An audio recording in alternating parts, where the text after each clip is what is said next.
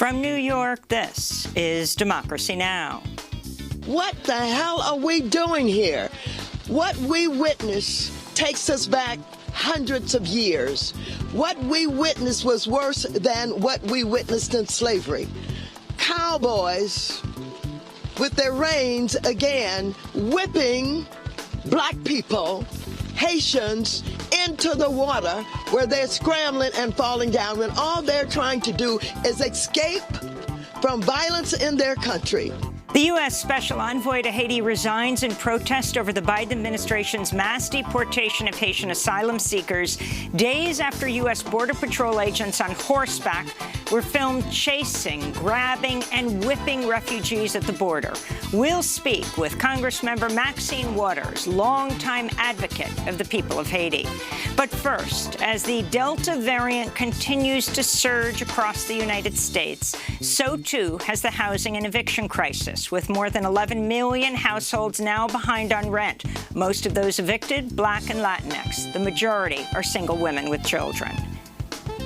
I've been forced to choose between food, rent, too many times.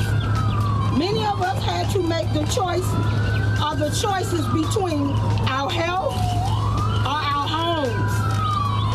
The rent eats first.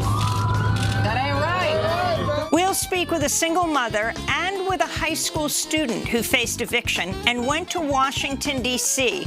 to help Congressmember Cori Bush and Senator Elizabeth Warren introduce the Keeping Renters Safe Act to reinstate the federal pandemic eviction moratorium. Then the Taliban are already restricting women's rights just a month since they took over Afghanistan. We'll speak with V, formerly known as Eve Ensler, founder of 1 Billion Rising, which has organized mass actions for Saturday to roar and rage for the women in Afghanistan. And we'll hear from a recent member of Afghan parliament who's now in an undisclosed location.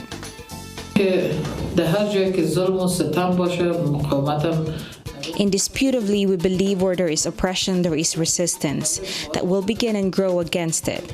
The resistance has been initiated by women. Fortunately, this time, women took the lead. All that and more coming up.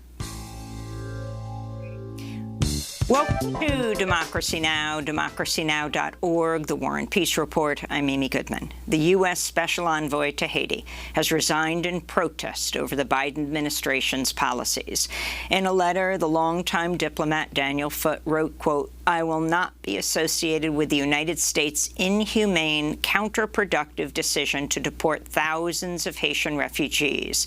Foote also criticized the Biden administration for meddling in Haiti's political affairs, including its support for Ariel Henry as Haiti's prime minister following the assassination of Haitian President Jovenel Moïse in July.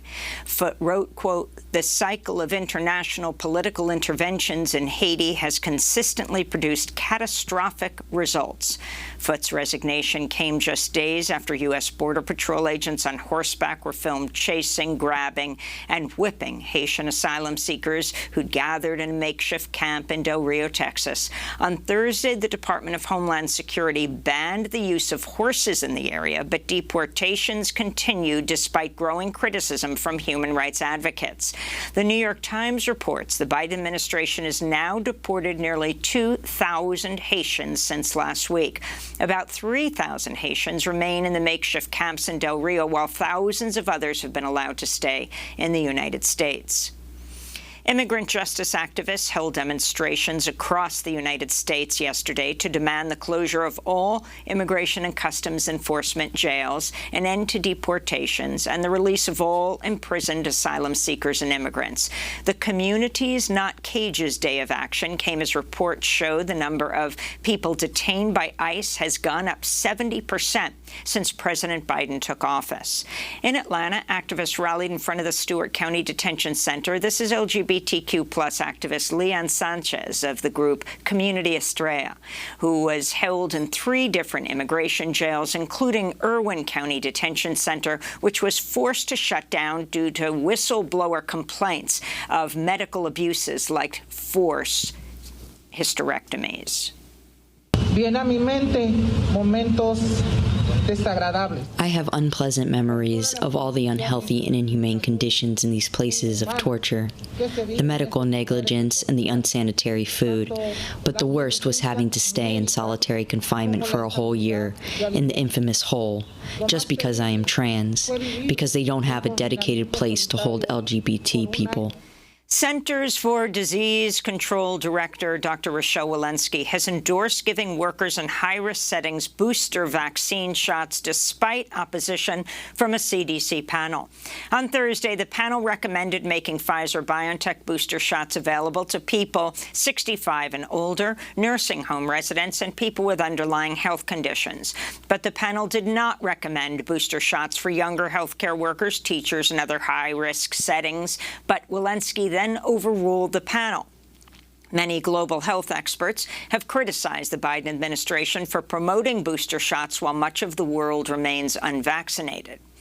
At the United Nations General Assembly, South African President Cyril Ramaphosa repeated his call for waiving intellectual property rights on vaccines. He also criticized wealthy nations for hoarding vaccines.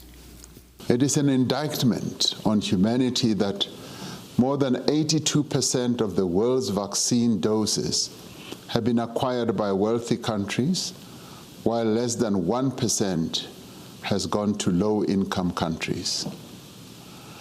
Unless we address this as a matter of urgency, the pandemic will last much longer and new mutations of the virus will emerge and spread. South Africa reaffirms its call for fair and equitable distribution of vaccines. Meanwhile, Bolivian President Luis Arce said access to vaccines should be considered a human right in his address to the UN General Assembly. El capitalismo ha mercantilizado todos. Capitalism has commodified all aspects of social life, and health is not the exception. Medical science should be at the service of humanity without any sort of geographical, political, social, or nationality discrimination. The access to the vaccine must be considered as a human right.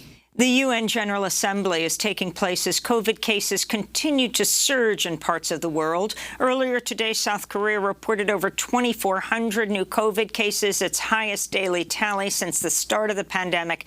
In Yemen, Oxfam is warning COVID deaths have increased fivefold in the past month. Fewer than 1% of Yemen's population is vaccinated. At the United Nations, leaders from low-lying and island nations have also called on wealthy countries to do far more to combat the climate emergency. This is the Guyanese president, Irfan Ali. Small island states and continental countries with low-lying coastlines, such as Guyana, would be the first to feel the full brunt of the impending disaster. Yet our countries are among the lowest emitters of greenhouse gas emissions, contributing the least to the harmful and destructive effects of climate change. This is not only unfair, it is unjust. In other climate news, the Environmental Protection Agency has issued a new rule to cut the use of hydrofluorocarbons, highly potent greenhouse gases commonly used in air conditioning and refrigeration. Meanwhile, youth climate activists are staging a global climate strike today with actions planned in over 1,500 locations. On Capitol Hill, the House has approved increasing the Pentagon's budget, even though the U.S. recently pulled combat troops out of Afghanistan, ending the longest war in U.S. history. On Thursday, a bipartisan group of lawmakers voted in support of a $768 billion Pentagon budget as part of the National Defense Authorization Act. This was $25 billion more than President Biden sought. The House rejected two amendments to trim the Pentagon's budget and an amendment to prohibit the military from transferring firearms, military vehicles, and aircraft to local police departments. House lawmakers, however, did approve an amendment to end all U.S. support for the Saudi-led bombing of Yemen. California Congressmember Ro Khanna had introduced the amendment. Our amendment would end all U.S. logistical support and transfer of spare parts for Saudi warplanes that are bombing Yemen, that are bombing schools, that are killing children, that are bombing civilians in the largest humanitarian crisis around the world. House lawmakers have also voted to approve $1 billion in new military funds for Israel, despite accusations from human rights groups that Israel committed war crimes during its recent assault on Gaza. The congressional funding is being given to help Israel replenish its Iron Dome missile defense system, which is built in part by the U.S. military contractor Raytheon. 8 Democrats voted against the measure, including Michigan's Rashida Tlaib, the first Palestinian-American congresswoman. I rise in opposition to this supplemental. I will not support an effort to enable and support war crimes, human rights abuses, and violence. We cannot be talking only about Israelis' need for safety at a time when Palestinians are living under a violent apartheid system and are dying from what Human Rights Watch has said are war crimes. We should also be talking about Palestinian need for security from Israeli attacks. We must be consistent in our commitment to human life, period. Everyone deserves to be safe there. Catalan separatist leader Carles Puigdemont has been detained in Italy on an arrest warrant from Spain, where he's wanted on sedition charges for his role in organizing an independence referendum for Catalonia in 2017. He's been living in exile for 4 years. Back in the United States, abortion providers in Texas have asked the Supreme Court to urgently review Texas's new near-total ban on abortions. In their petition, Whole Woman's Health and other groups write, quote, "Texans are in crisis," unquote. The new law bars abortions around 6 weeks into a pregnancy with no exception for rape or incest, and allows anyone to sue patients, medical workers, or even a patient's family or friends who aid and abet an abortion, like driving a person to a health clinic. In related news, Republicans in Florida have introduced a similar bill to ban most abortions around 6 weeks. The House Select Committee investigating the January 6th insurrection has subpoenaed 4 close aides and allies to former President Trump: former White House Chief of Staff Mark Meadows and his deputy Dan Scavino, as well as former advisor Steve Bannon and Kash Patel, who at the time was Chief of Staff to the acting Secretary of Defense. Meanwhile, the results from a controversial recount of the presidential vote in Maricopa County, Arizona, has finally ended, and the results are not what Trump supporters were hoping for. The Republican-financed recount found an additional 99 votes for Joseph Biden and 261 fewer votes for Trump. But Trump's effort to overturn the election has not ended. On Thursday, the Office of Texas Secretary of State announced a new audit of election results in Texas's 4 largest counties. This came just hours after a request by Trump to Republican Governor Greg Abbott. Former Minneapolis police officer Derek Chauvin's moving to appeal his 22.5-year sentence and conviction for murdering George Floyd. In court documents filed Thursday, Chauvin said he intends to appeal on 14 grounds, including the judge's decision not to move the trial out of Hennepin County. In Tennessee, 1 person died and 14 were injured in a mass shooting at a Kroger supermarket in the town of Collierville Thursday. The shooter was found dead of an apparent self-inflicted wound. And Facebook's global head of safety is set to testify before a Senate panel next week amidst mounting concerns the social media platform can seriously damage young people's mental health. Last week, the Wall Street Journal published a report based on internal Facebook documents revealing its Instagram app makes many adolescent users, particularly teenage girls, feel bad about themselves and can lead them towards harmful content. The report also shows Facebook was aware of the negative impacts of the app, but did not take any action to address the issue.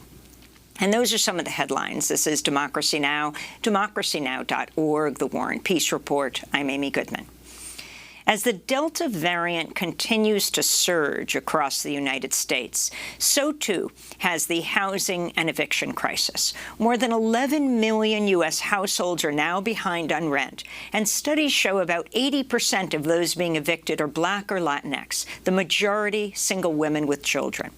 Despite data linking evictions to a rise in COVID-19 cases and deaths, the Supreme Court struck down the Biden administration's temporary extension of eviction bans last month. This week, Congressmember Cori Bush and Senator Elizabeth Warren introduced the Keeping Renters Safe Act to reinstate the federal pandemic eviction moratorium and give Health and Human Services permanent authority to enact an eviction ban during public health crises. The bill was unveiled at an anti-eviction rally Tuesday outside Congress, led by a delegation of 11 tenants from across the United States who've been evicted or are facing eviction and mounting rental debt. This is Vivian Smith with the Miami Workers Center. I've been forced to choose between food, rent, too many times. Many of us had to make the choice or the choices between our health or our homes. The rent eats first. That ain't right. Vivian Smith and the tenant justice delegation met with Congress members and the Biden administration in D.C. this week. Vivian Smith joins us now from Miami, a single mom who's faced eviction with her children and a leader with the Miami Workers Center. And another member of the tenant delegation joins us from Moorhead, Kentucky. Faith Blank is 17 years old, a high school student who faced eviction in March along with her mom and younger sister. We welcome you both to Democracy Now! Let's begin with Vivian. We just watched you at that rally. Can you talk about what's happened to you and the significance of Congress passing a bill to reinstate the eviction moratorium? Good morning. What happened to me was I got evicted trying to pay my rent and see about my kids' eating, health, and I was invited on a trip with me and other tenants all across the world. We came with one purpose, and to make it be clear and known that we need the eviction moratorium and the National Tenant Bill of Rights action put in place so that tenants like me and my tenants that was from all over the walks of different states came together so that Congress, Bush can join us as enforcing that we need this eviction moratorium for real tenants like me and my colleagues that joined me on the D.C. trip to be in effect. You know, we are the people that live in it, and we are the people that going through it. Vivian, at the start of the pandemic, you said you had to quit your job at an Amazon warehouse to avoid getting COVID. How has the pandemic worsened the eviction crisis, especially where you are in Florida and in Miami, which you call a city of renters? Talk about your decision to leave Amazon.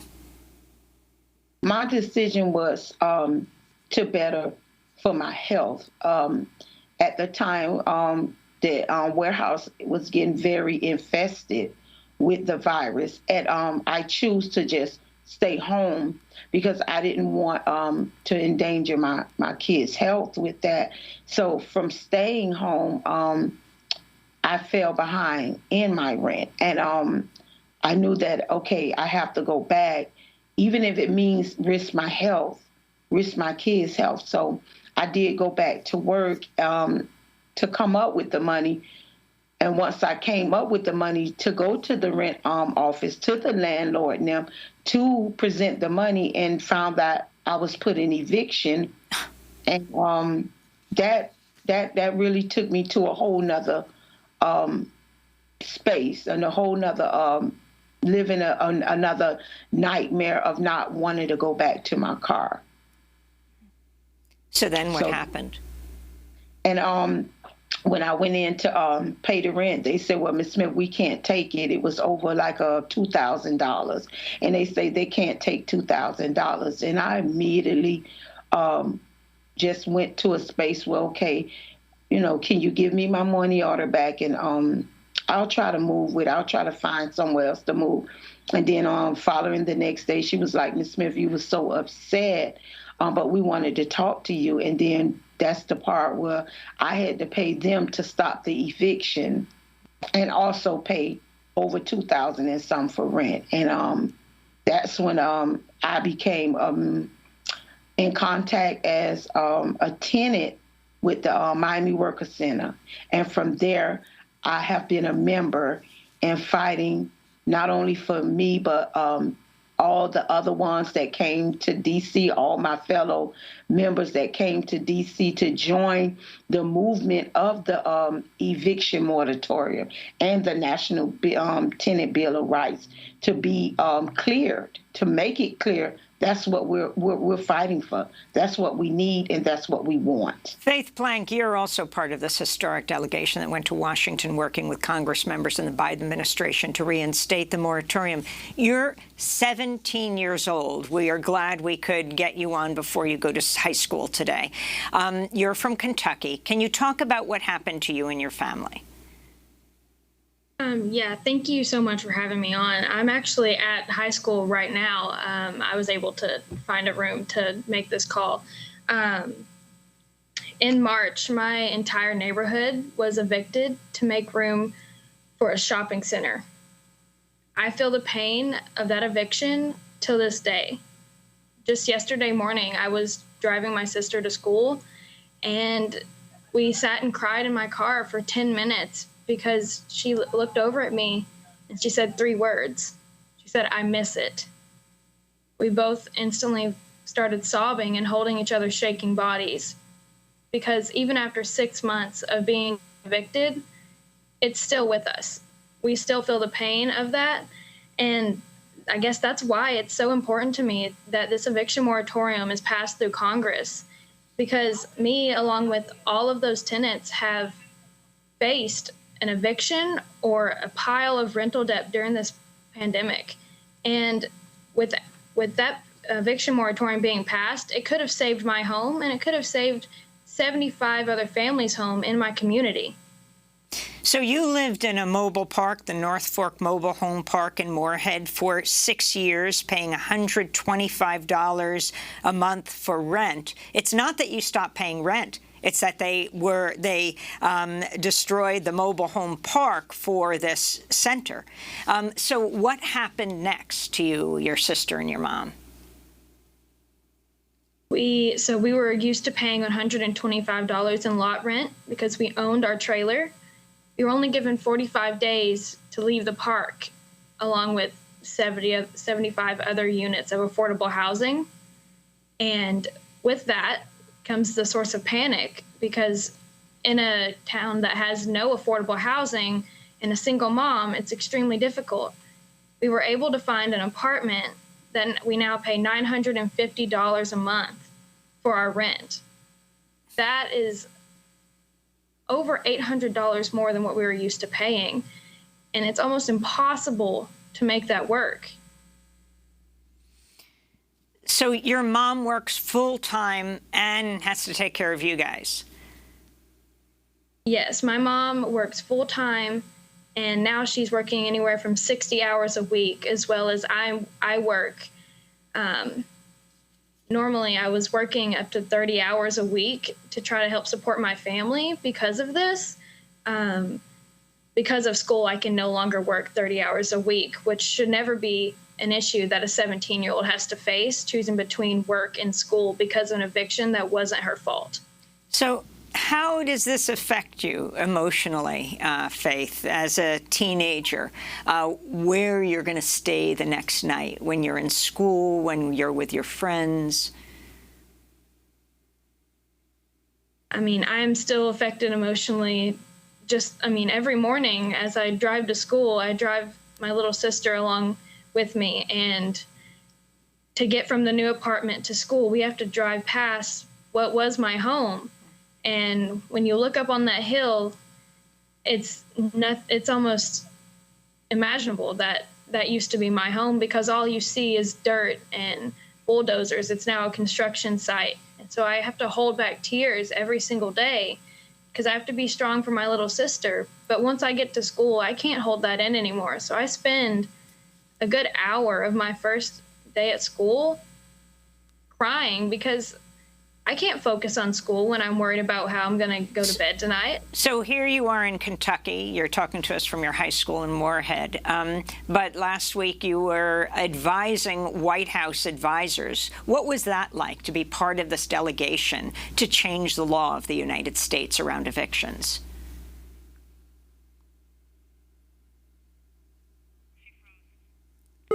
Gone through similar, and I chaired a meeting with Gene Sperling, who is the American Rescue Plan coordinator for the White House. And at that meeting, I told Mr. Sperling that we know the path to getting a full eviction moratorium passed through Congress is very narrow. And the last time, they didn't have the votes to do it. But we also know that when the White House wants something done, they get it done. And we know that when Gene Sperling wants something done, he gets it done. So my ask to him was to have the American people's back. We need the White House's leadership, and we need his leadership to get this eviction moratorium passed through Congress. And we need to make sure that the White House does everything they can to make sure that's done. And finally, final words to Vivian Smith in Miami. Cori Bush, the Congress member, and the Senator Elizabeth Warren have introduced this bill for a federal eviction moratorium. What do you say to the American people? That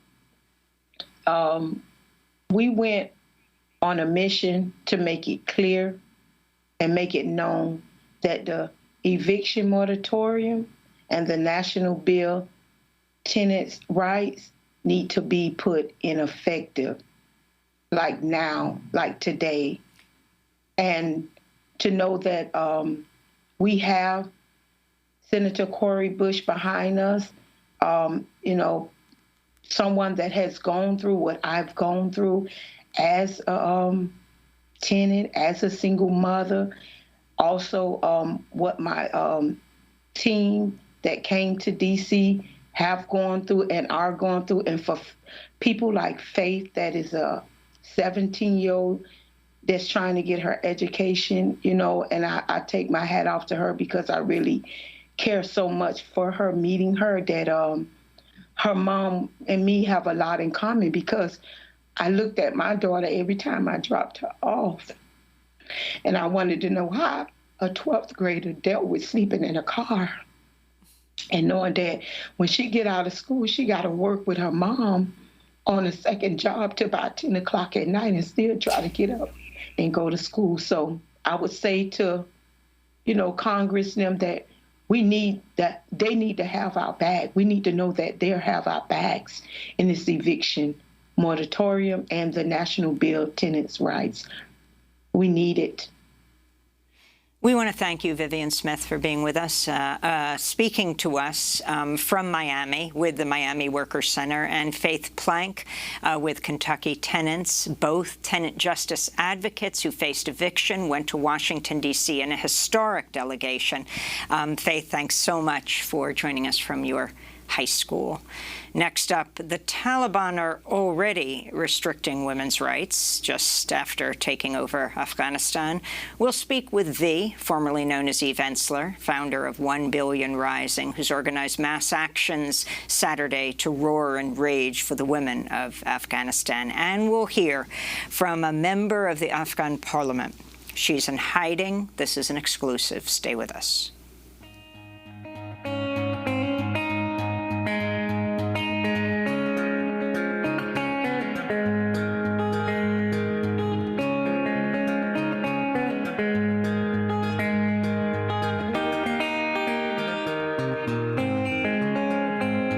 I'm broke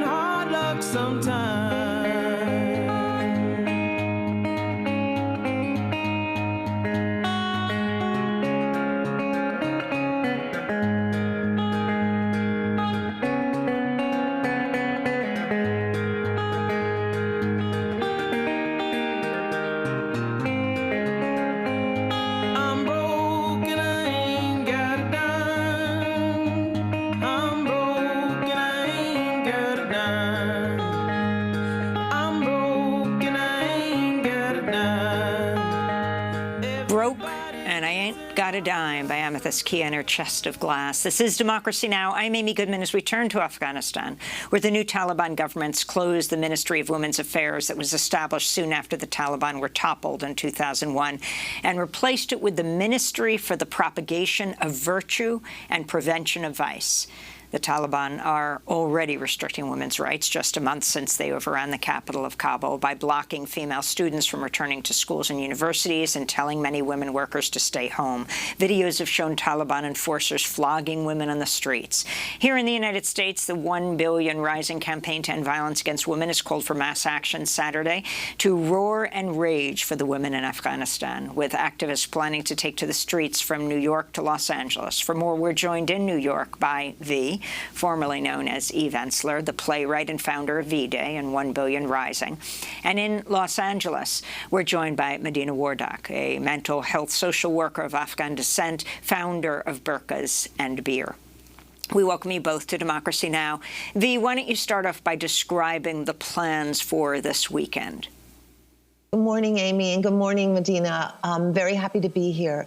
Our plans are basically, it's a global rising for and with the women of Afghanistan. It was really called for by the women on the ground.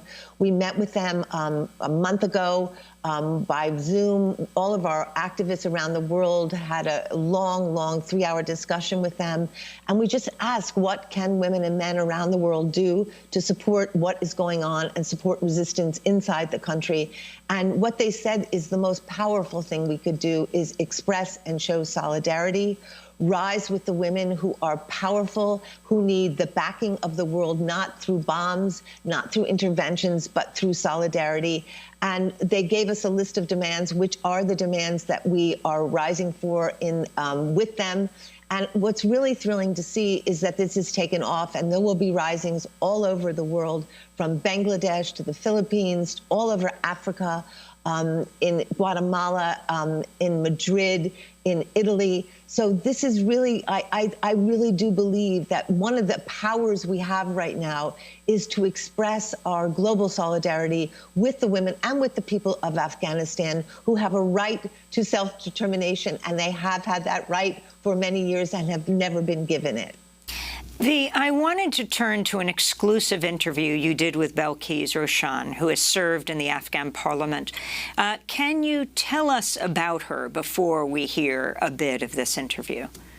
Yes, and I'm so happy you're showing this interview, because for me, she is a model of a powerful grassroots woman leader. She is brave, she is outspoken. She was a member of parliament until recently in Afghanistan. She was one of the only, I think she may be the only representative who stood up to say no to the U.S. occupation. She stood up to say no to corruption. She has said no to releasing the Taliban prisoners. And she has really been fighting for years for women suffering in her country. She's from the province of Farah, where she opened and worked in a mental health center, working with the poor and lifting up women. And I have to say, like, she's been a very powerful figure to me. I remember the first time I ever saw her. She was speaking out in the Loya Jirga, the parliament, where she was literally beaten up in the parliament, and she didn't stop talking. Same thing when she went on television. She was beaten up there. She is a fierce defender of democracy, of women's rights, she is an anti-imperialist. She has said from the very beginning that the U.S. occupation would lead exactly where it's led. So I feel very honored and privileged that she spoke to me and did this interview. And can you tell us where you spoke to her? I cannot. At this point, her whereabouts are unknown because the security is very high. Let's go to Belkis Roshan, who served in the Afghan parliament in the Loya Jirga. The current conditions in Afghanistan, as the world is witnessing, have once again proven our statements were right. The people of Afghanistan have been drowned in yet more misery by the West, led by the U.S. and NATO. They have brought our country to another dark age. Our youth, and especially our women, who make up half of our population, they aren't even considered to be human. They are being eliminated from the society by the Taliban.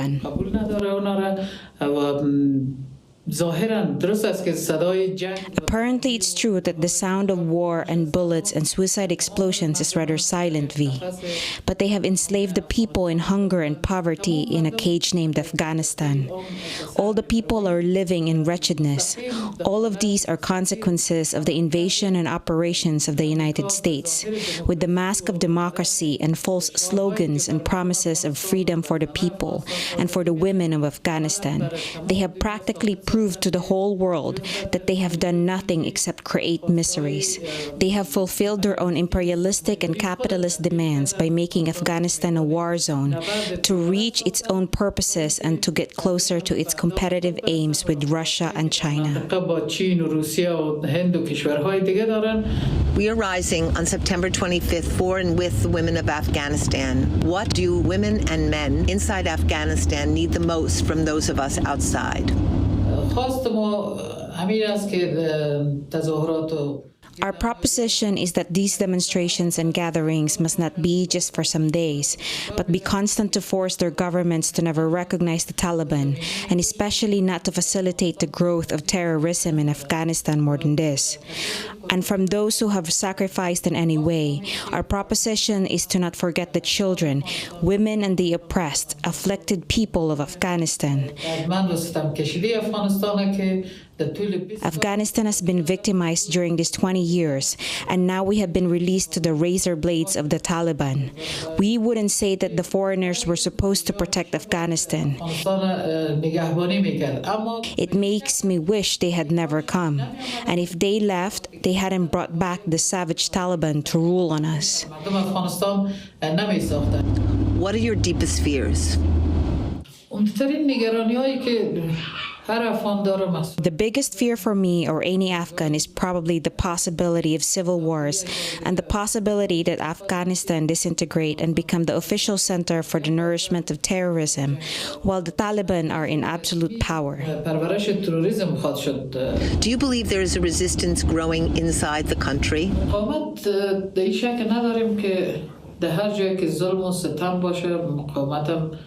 Indisputably, we believe where there is oppression, there is resistance that will begin and grow against it. The resistance has been initiated by women. Fortunately, this time, women took the lead, and we are hopeful that Afghan women will resist and press till the end and unite for achieving the rights of all.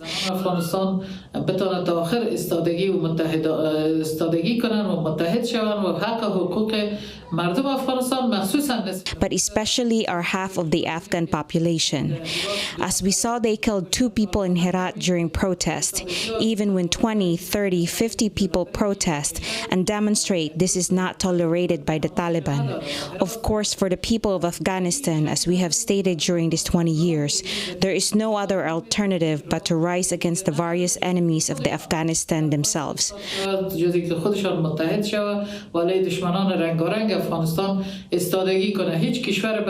No other country ever brings freedom and prosperity and peace to another country.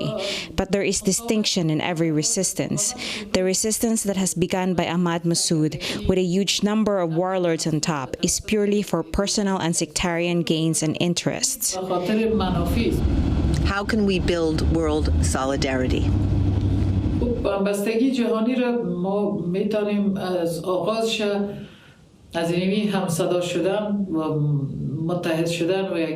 International solidarity we can initiate just like this right now, by creating harmony and unity and working together, not with governments but the people, especially the victims of 9/11.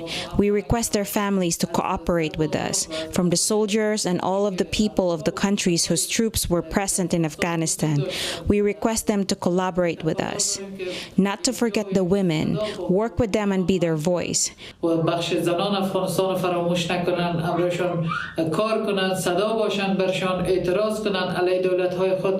Protest against their own states and especially speak against the lie that for the war and situation in Afghanistan, Biden or Trump or Bush is to be blamed. No, it's the system that is to blame. It's the system which is erroneous, the imperialist system that requires the masses be kept in poverty, misery, and war so that they could become bigger capitalists focused and reach their bigger objectives.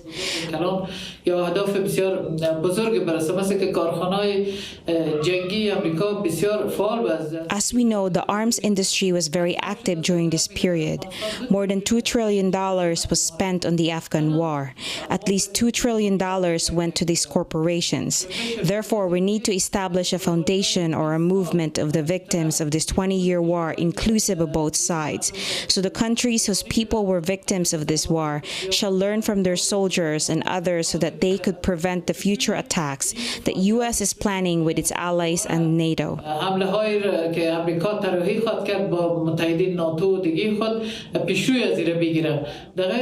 Otherwise, I believe they will attack another country and make their people miserable, just as we witness and experience in Afghanistan, Iraq, Syria, Yemen, Libya, and dozens of other countries that they are intervening in different ways and igniting wars in them, not allowing them to remain in peace. That's Belkis Roshan. She served in the Afghan parliament, speaking to V, the former Eve Ensler, in an undisclosed location. In fact, V sent the questions, and she then answered them. Medina Wardak is also with us, mental health social worker of Afghan descent, founder of Burqas and Beer, a digital platform, speaking to us from Los Angeles. Medina, if you can wrap up here by talking about what's happening to the women in Afghanistan and also those who have made it into the United States, because you're helping to resettle people who get to the United States. Yeah, absolutely. I mean, what's happened in Afghanistan reverberates across the world. As a mental health social worker, what I have found, especially amongst the Afghan diaspora, is that war will come and find you wherever you are. I was talking to V about this yesterday. My parents watching the television and kind of just seeing everything that's been happening. The mental health impacts of the past, not just 20 years of U.S. occupation, but 40 years of intervention in Afghanistan, have created not just a human rights crisis where you see refugees fleeing their country, but also a spiritual and a mental crisis. And what we're seeing is the impacts of war, the pervasive impacts of how it impacts your daily life. And it's just really, really unsettling to see that this could happen. And, just kind of as a social worker of Afghan descent, the resources that we have are so limited. The ability that we have to, really serve these people and help these folks live a life that is full and happy and joyful. I mean, it's really just devastating. Finally, V, I wanted to ask you about the criticism leveled at Western feminists that their argument for protecting Afghan women was used as a justification for the war and occupation. Well, I think there were many of us who were very outspoken against the war. And I think I know that because they were gathered in my living room. And I think Medina, you have a very good answer to this question that you said to me yesterday. So I want to give this to you to answer. Medina Wardak. Repeat the question.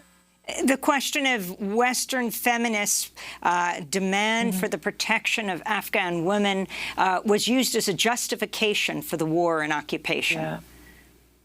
Yeah, absolutely. I was having a conversation with V yesterday about my mom's generation. My mom, in Afghanistan was a successful woman who fought really, really hard to be one of the first female accountants in Afghanistan, to be multilingual, to travel the world. And she did that before any foreign invasion, before any foreign intervention. And the stories of Afghan women that I grew up with about Afghan women being lionesses who don't need anyone, who don't need saving, who never asked for it. And so, growing up in a post 9/11 world and seeing Afghan women painted as such, weak, docile people that need saving, I didn't identify with that because that was not the women of my family. And that's not a lot of Afghan women that I know.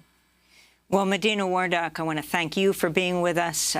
Mental health social worker of Afghan descent, founder of Burkas and Beer, speaking to us from Los Angeles, and V, playwright and founder of V-Day and 1 Billion Rising. The event that they've organized around the world is taking place tomorrow. And next up, the U.S. Special Envoy to Haiti has resigned in protest over the Biden administration's mass deportation of Haitian asylum seekers, days after Border Patrol agents were seen whipping refugees. We'll speak with Congressmember Maxine Waters, longtime advocate for the people of Haiti. Stay with us.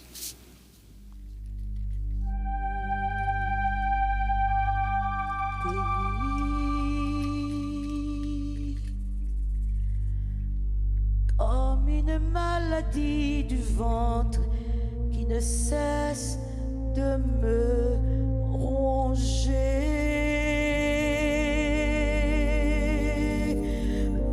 Haïti, la terre se sèche, la terre est aussi stérile que mes cris. Mon pays, comme un accouchement qui dure, sans enfantement jamais. Haïti, la route est longue, la route a écourté ton nom.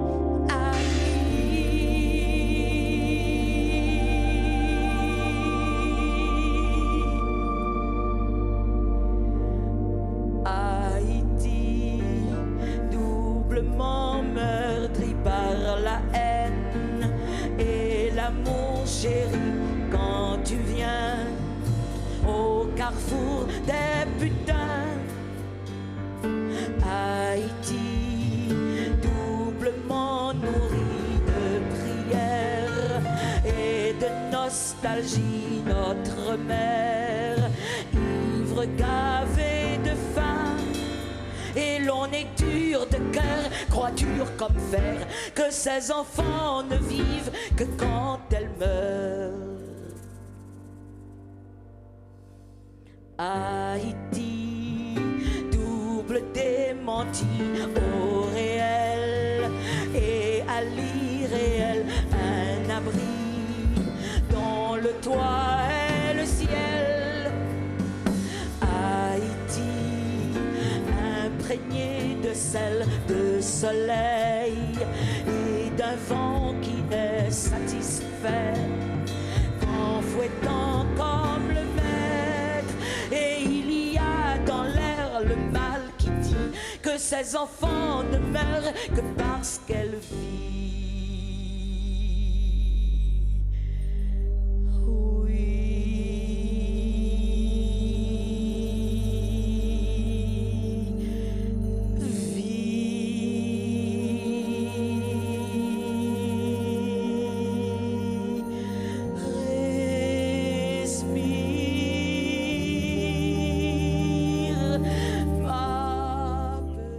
Haiti, My Country by Toto Bisanth. This is Democracy Now!, DemocracyNow.org, The War and Peace Report. I'm Amy Goodman. The U.S. Special Envoy to Haiti has resigned in protest over the Biden administration's mass deportation of Haitian asylum seekers. In a letter, the longtime diplomat, Daniel Foote, wrote, quote, "I will not be associated with the United States' inhumane, counterproductive decision to deport thousands of Haitian refugees." Foote also criticized the Biden administration's meddling in Haiti's political affairs, including its support for Ariel Henry as prime minister following the assassination of the Haitian president Jovenel Moïse in July. Foote wrote, quote, "This cycle of international political interventions in Haiti has consistently produced catastrophic results." Foot's resignation came just days after U.S. Border Patrol agents on horseback were filmed chasing, grabbing, and whipping Haitian asylum seekers who'd gathered in a makeshift camp in Del Rio, Texas. The New York Times reports the Biden administration has now deported nearly 2,000 Haitians in recent days. About 3,000 Haitian asylum seekers remain in the makeshift camps under the International Bridge in Del Rio, while thousands of others have been allowed to stay in the United States. This is Democratic California Congresswoman Maxine Waters, chair of the House Financial Services Committee, longtime advocate for the rights of people in Haiti, speaking outside the Capitol. What the hell are we doing here? What we witness takes us back hundreds of years. What we witnessed was worse than what we witnessed in slavery. Cowboys with their reins again whipping black people, Haitians, into the water where they're scrambling and falling down when all they're trying to do is escape from violence in their country. That's Maxine Waters. For more, we go to Washington, D.C., where we're joined by Democratic California Congresswoman Maxine Waters, chair of the House Financial Services Committee. Can you respond to what we have watched this week, the whipping of Haitian asylum seekers on the U.S. side of the border by U.S. Border Patrol? What are you demanding? Well, thank you. I am outraged, and I'm demanding that, first of all, they take the cowboys out, take the horses out, and stop using them against the people. Secondly, we've got to come up with real immigration reform. Meanwhile, we've got to treat the Haitians the way the Constitution allows us to have people, petition for amnesty, for to be able to get for asylum in our country. We're not allowing them to go through the constitutional process. We're not protecting them in any way. We're not doing what we can to help those who are under that bridge. I mean, this is just inhumane. The United States can do better than this. These deportations, this not allowing them an opportunity to gain entrance into our country is just untoward, and I'm outraged, and this administration can do better than this, and I'm telling them so. You know, in the last months, the Biden administration granted a new temporary protected status, or TPS designation, to Haitians already living in the U.S. To protect them from deportation for at least 18 months. At the time, Secretary of Homeland Security Alejandro Mayorkas cited Haiti's political and economic crises, human rights abuses, and other security concerns, the pandemic, shortages of food, clean water, and health care as reasons for extending the TPS protections for Haitians. In a statement, he said, quote, "After careful consideration, we determined we must do what we can to support Haitian nationals in the United States until conditions in Haiti improve so they may safely return home." Now, that was before all of this. But now the Biden administration is blocking the Haitian asylum seekers from entering the United States to apply for refuge and instead mass deporting them. Thousands of them, not to mention the whipping of them. Yesterday, there was breaking news. I thought they were going to say they're going to stop the deportations in line with their previous policy. But instead, they said they won't use the men on horseback whipping the Haitian asylum seekers anymore. Yeah, I mean, that is a weak response, and I haven't heard from the president. This country hasn't heard from the president. I think he needs to speak up, and he needs to articulate what the real policy is, what the humane policy is going to be. You mentioned in your opening that the special envoy quit after having only been, appointed just a few months ago. And he said he was in disagreement with this administration's policy. And I don't think he would have done that unless he understood, having talked with those in the State Department and others, that they have no intentions of doing the right thing by Haiti. And so we're in an awful situation, a situation that we find ourselves in, which adds to the undermining, this disrespect, basically hatred of Haitians, not only by the United States in the way that we have treated them historically, it's also by Canada and France. They have just been the victims of all of these countries for years and taken advantage of and exploited. And they do not intend to have the kind of, we have not been able to get the United States to support credible governance.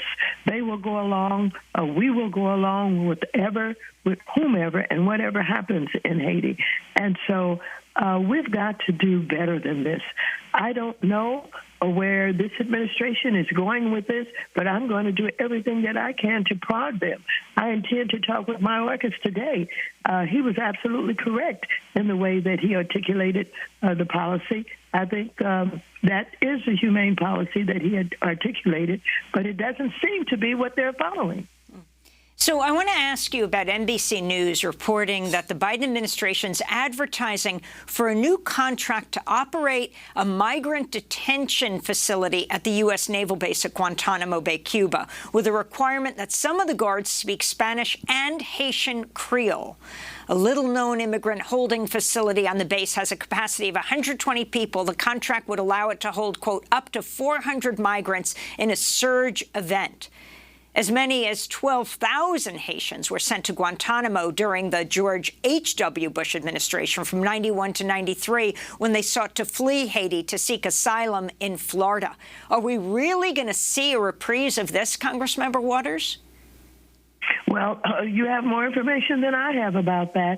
And if, in fact, that is what is happening, we know what Guantanamo has been used for in the past. I don't know where this administration is going, whether it's talking about continuing to deport and send some to Guantanamo, allow some to come in the United States. I don't know what the policy is. Well, let me ask you about what the White House is saying. This is Press Secretary Jen Psaki. Question on the Biden administration's ongoing mass deportations of Haitian asylum seekers. First of all, they're not deportations. People are not coming into the country through legal methods. And again, our policy process has continued to be the same with Haiti as it is for anybody coming through for the irregular migration across our border. So if you can respond to this, I saw some Haitians deported back to Haiti, the reason why Ambassador Foote has quit, talking about their hands being shackled to their waist and their feet shackled as well. You couple this with the whippings of Haitians. We've got kids, we've got teenagers into the Rio Grande by these men on horseback. When we saw you in that clip of you outside the Capitol, you were with the Congressional Black Caucus. Had you been to the White House? What is Biden saying? Do you have access to the president at this point?